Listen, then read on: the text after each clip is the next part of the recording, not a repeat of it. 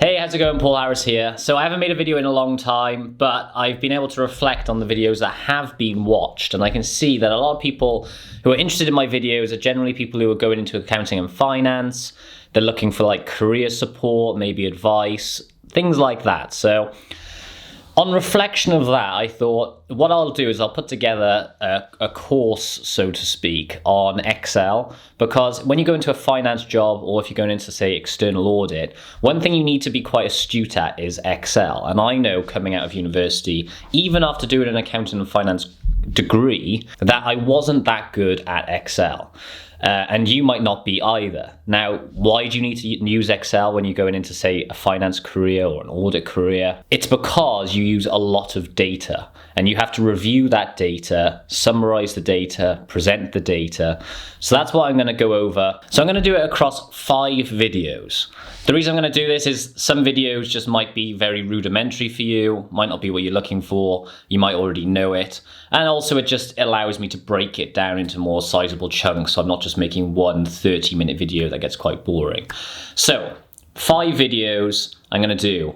Basic Excel, okay, so this is going to be using actually Excel. So if you're actually not used to it at all, that's what I'm going to do in this video. So it's going to be explaining like the panel on Excel, how to format things, how you should be presenting things, how to adjust certain data if you have to import data and you want to use things like text to column, talking about the tabs, how to build up reports, like general principles. So that's what I'm going to go over in this video. The next 4 videos that I'll do will be on, firstly, shortcuts. Okay, so that'll be my next video on Excel. If you know the shortcuts, it can make your workflow a lot more efficient and quicker. I'm then going to go over easy formulas.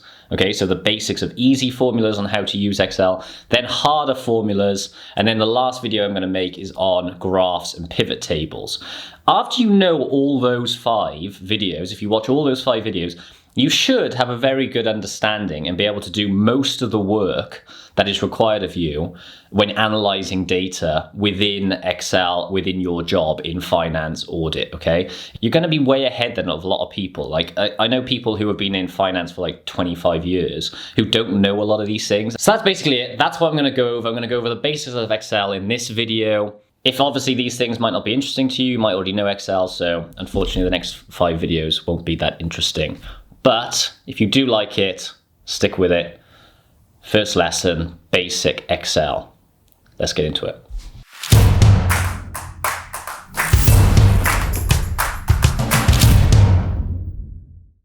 So here we go, we're in Excel. I'm so used to seeing this. I feel like I spend most of my life looking at this grid. But anyway, here we go. So Excel basics. I'll just run through them quickly. You have all the columns, all the rows, and generally speaking, everything needs to be sort of formatted in column and row form. So you only ever have sort of 2 axes to play with. And as a result of that, it means there's always a limitation to how much you can do with Excel, how much you can do with a graph. You know, there's only a certain amount of things that you can actually plot on Excel. So what do you have here? You have here something called the panel, which is this top bar. You say here, home, insert, draw, page layout, formula, data, review, view. The things that you use more often is home, insert, data, view. That's about it. What I realize is going to be easier to explain what certain things do if we use a set of unformatted data. So here we are. We've got some unformatted data that we will start to present in a nicer way, just so you get an understanding of what everything does. I won't go into a huge amount of detail, but this is our starting point. Bear in mind, we're in the same sheet, yet I've just transferred from one tab to the next. So sheet 2 is the original sheet. Now I've just moved to a separate tab called unformat data, because this is the one we're going to use. If you want to create more tabs, because you can have workflows across several different tabs, you press this little plus bar here and it adds a new sheet, and you can create a new set of data.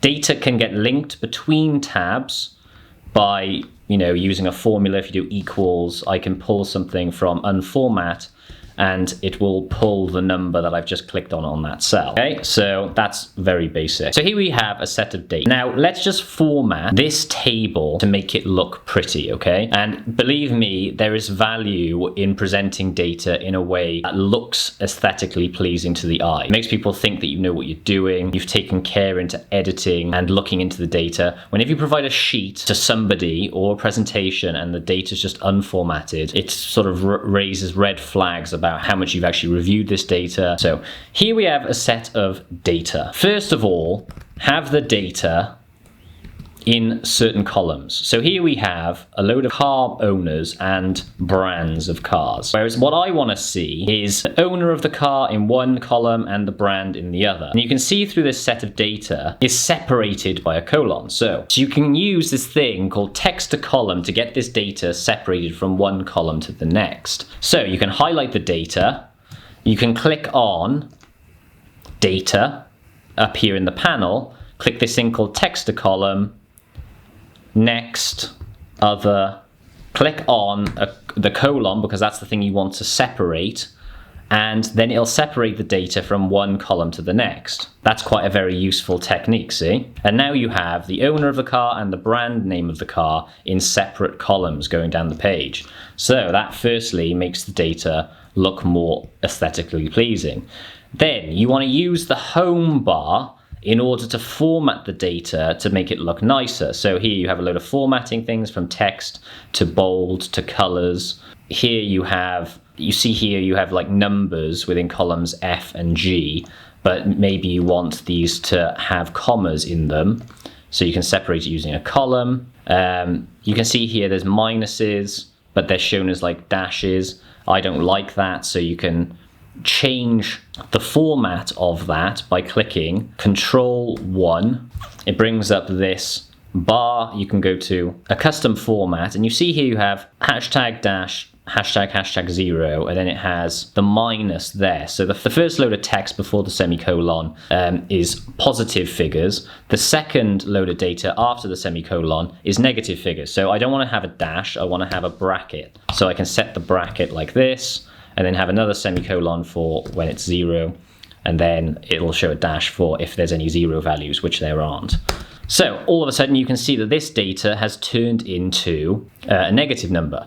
So what do we actually have here in our table? You have the owner, the brand, the litre of the vehicle, you have the units sold in the current year, the current price, the current year total, you have the last year units, last year price, and last year total. And this is a variance column. Now if I wanted another variance column, CY versus LY, but I wanted to show as a percentage, then I will do a formula, and now all of a sudden you can see that this is presented as a decimal place, but I want to show that as a percentage. So you go up here and you click on this percentage bar. Now I'm just going to go through this quickly, and hopefully because it's a YouTube video you can just flick back to see what I've actually done if you're confused about what I've done. So then I have a percentage, but I don't want that percentage to be shown as a minus negative using a hash. I want it to be shown as a bracketed figure. So again, I press Control 1. This brings up this Format Cells bar. I go to Custom. Here you see it says 0%. Now, if I want to format what a percentage would be as a negative number, I have to click on a semicolon and then do a bracket of how I want it to be formatted. So I do 0%, close bracket, then another semicolon for if there's any 0% differences, which there won't be. So there we are. So as I press enter, it'll show me minus 61%. Now, if I want that formula to drag all the way down, you can just take the corner of that cell. You see here there's a square, but there's another square at the corner right-hand side of that cell. You can double click on that and it'll pull the entire formula down for you. That's quite a useful thing to learn. Okay, so now you can see I have slightly better formatted data, but it's all sporadic. Now, I want to just apply, you see this negative 844, I have the bracket around it. Say I want to apply that format of that number to all the other numbers in that grid other than the percentage. So just to factor the numbers. What I do is I can press on this format tool here, Format Painter, and then drag across all the other numbers that I want to be formatted in the same way as the previous format. There we are. So then everything else has been formatted in the same way. You see now you have commas with every number where there should be commas, say if it's over 4 digits long. Now, if I want, I can highlight all the columns and I can start to format them the way I want to. So I can align them by centering them, which is always a nice thing to do. I keep the text boxes always like centered to the left. If I want to make these bold, the headings, that's quite a nice thing to do. I can go over here and click on this B, that bolds them. I can also change the color of the headings by pressing on this painter bar. Then I might want to change the text format to white, okay?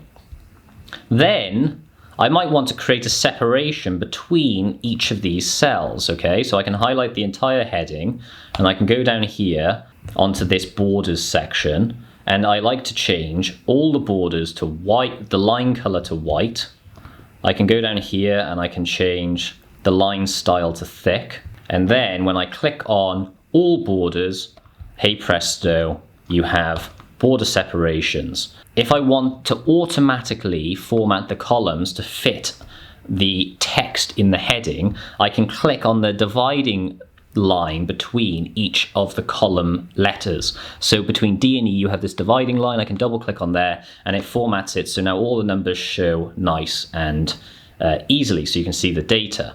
Now I might want to, as I generally do, set certain columns to be different colors. So I can set the current year total, the last year total, and then the variances I can set to say a gray to create a separation, okay? Then I might want to format an entire column, which is like a total, to gray, okay? So now you see I'm creating nice color separation. So when you're looking at the data, all of a sudden it's a little bit easier to see what's going on, as opposed to just a jumble of data.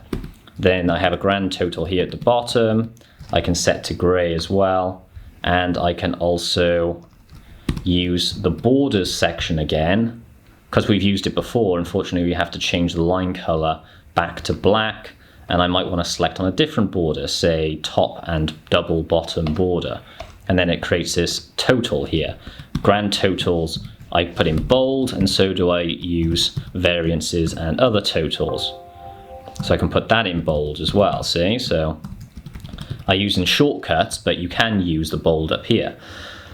So there you have it. You have a set of data there that looks nice. One thing that has happened as a result of me formatting is now I have these liters showing as just one decimal place. Now I don't want it to show as just one decimal place because cars generally are shown as like 1.2 or 1.0 liter vehicles. So I can highlight the entire column and I click on this little button here and it says increase decimal. Click on that and then it now shows me the liters in the way I want it to be shown. Another thing you might want to do in certain situations is you might want to show data. You might want to show it in thousands, okay? So here we have the numbers just showing exactly what they should be, okay? So the price is £48,000 per the vehicle, and then you see the total is the unit times by the current price. But maybe you want to show the price as thousands, okay? You highlight the grouping and you press Control-1. That brings up this custom format that we saw before. Here you can do fun things, right? So you can obviously change the format of the number. Here you have hash, comma, hash, hash, 0. If you want it to be shown as thousands, you put a comma after the 0. See, and it changes it to 48. But maybe you want it to be shown as 0.0. So you want it to be shown as 0.5, so 48.5. See how that number I've just put in there replicates that number there in terms of having the number of decimal places. You can do the same thing for if it's a negative number, 0.0, and then you have to put a comma in here. So then press enter, and you can see now you have the numbers in thousands. They're no longer in the regular number of units, they're in thousands. And you can format this, and you can format this, using the format painter as explained earlier. I'm using a shortcut, which I'll explain in the next video. So there we are. There you have your table of results. Generally speaking, when you have thousands, you have to put like a little denotation here to say that it's in thousands. And then again, see I'm missing some text. Say here, for instance, that some of the text now is a bit long. I don't want See, the number in the column is small, and the actual description of the column name is quite long. I don't want that to happen. I want the text in the description of the column to be the same width as the number. So highlight these cells, and then you click on this little button here, which is your wraparound tool. Then when I go to shorten these, you can see that some of the numbers wrap around. Then if you want to center these these row titles, you click on this button here, which will make all the numbers make all the text go up. Say for instance that you want to add additional information, you click on a column. So if you click on the actual letter of the column, it highlights the entire column. The same thing applies for the row. Say you wanted to add a row, you can click on the row, click on insert over here, and it'll insert a row. Then you can highlight and say copy a row down. I don't want to do that, so I want to delete it again. You press on the row, you can right click and click delete. That's generally a way you can do that. So that's the basics of formatting. So other things you can do is obviously filter this. So if I wanted to put a filter on, I highlight the entire box and I click on this button here, which is filter. Okay. Now it's applied a filter. You can see these little boxes. If I want to show it by, say, brand name first, I can click on this little box here and I can click A to Z. And all of a sudden it'll show the brand first as an A to Z, and it'll change the formatting. It'll change the order of all the columns because I have a filter applied to all these columns. Now, another thing you can do is say you wanted to highlight all the duplicated values, okay? So occasionally what you'll have in a set of data is you might want to distinguish between if you've repeated a load of data and every single line on the data source needs to be unique. So what you need to do is you need to highlight, I'm going to do it on units because I can see there's some duplicates, highlight the column with click on conditional formatting, and you can start to apply a certain formula to the data that you're using. So here, I want to click on duplicate values, click OK, and all of a sudden I can see these are all the times that the data repeats the same number. Then what you can do is if you want to just highlight those, you can select the filter by color, and just select the data with the duplicate values. Okay, it's pretty much endless what you can do here. Then once you've applied a filter, you can inevitably copy the entire formatted data, add in a separate tab, and then when you paste it, it'll just copy over the data that's duplicated values. It won't copy over the other data that is hidden from the filter. Okay, and then you can unhide this, and I want to remove all the conditional formatting, and I want to remove the filters. There you have it. That's pretty much the first panel, so that's the home panel. Crikey, we're like 15 minutes in and I've just explained the home panel relatively quickly. Okay, hopefully you're all keeping up. If you're still with me, I think I had a structure before I started this video, but that's kind of out the window now. So another thing I like to do if you wanted to actually present this into a presentation is you click on View, and you can take the grid lines off, and all of a sudden you don't have those grid lines showing, and that just makes the table look nicer as well. If you click on View and you click Freeze Panels, wherever the cell is, it'll freeze the panels at that point in time. So when you scroll down, you can see all of a sudden I have Freeze Panels and Freeze Panels there. If you don't have that on, so you unfreeze panels, as you go down the page, you can see you lose what the column headings are. That can be quite tricky if there's loads of different column headings going across the page. Within Insert section, you have pivot tables and charts. I'm not going to go into that now. That's where they are, but I'm actually going to do a whole video on pivot table and charts. In the Draw section, I just never use this. Page Layout section, no, don't ever use the Page Layout section. Formula section. The only time I ever really use the Formula section is if I'm using such a silly Excel document that is over like 200 megabytes of data. Sometimes what's annoying is with Excel is when you edit a formula in an Excel document, it'll sometimes try and calculate every single formula in every page of that Excel document. You think you're just changing that one cell. So every time you try and change a cell, it can take like 10 minutes to load the entire Excel document.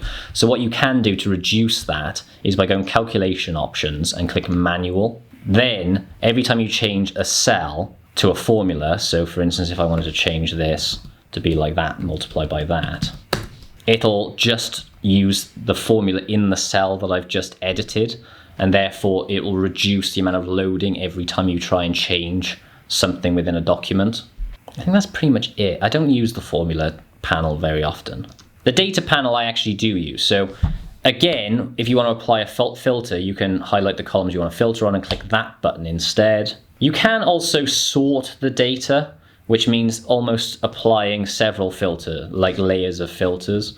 So what you can use with the sort is, if you wanted to say, right, I want it to be the total cost first, then I wanted to say the brand name in alphabetical order, and you want to like sort of apply loads of different filters, you can highlight the whole box that you want to apply the sort to, click on sort, and you see here you go sort by, then you click the column you want, so say current total price, smallest to largest, or you can go largest to smallest, and you can add another layer like the brand, and then you can do A to Z, and you see you can just keep applying different sort of sorts so you can get the data to look exactly how you want it to look.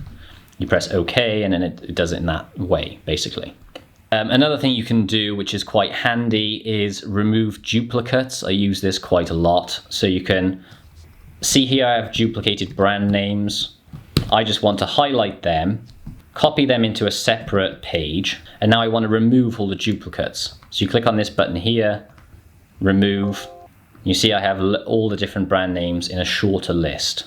Lots of information there. With the information I just told you, you can pretty much format a lot of different data, sift through information. That's very basic information. The next video I'm going to do is on shortcuts. So I don't use a lot of the mouse in terms of right-clicking and editing using the mouse and opening different tabs using the mouse and things like that. So I use just the keyboard, okay? So it's a lot quicker. It's a lot easier to get around when you know how to use the keyboard to get around instead of like scrolling down tabs. There's different shortcuts you can use. So that's what the next video will be on. Hopefully it'll be shorter than this one.